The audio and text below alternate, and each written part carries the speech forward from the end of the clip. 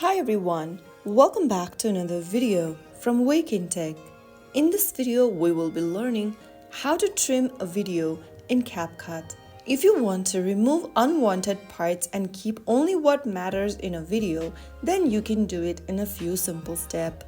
First of all, open up the Capcut application on your mobile device and then tap on New Project from the home page. Now, select the video you want to trim from your device's camera roll and click on Add at the bottom right.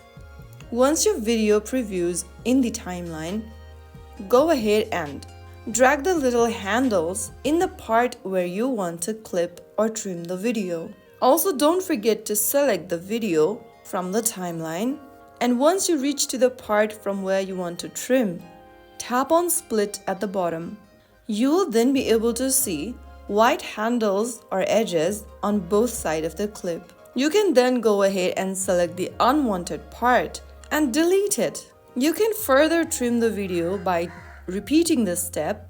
Drag the little white handle in the area from where you want to clip and tap on Split. Right after you do that, you will be able to see that your video has now been split into different sections. After you are done, you will then be able to trim your video. That way, you can remove awkward parts or extra endings on your video quickly and easily.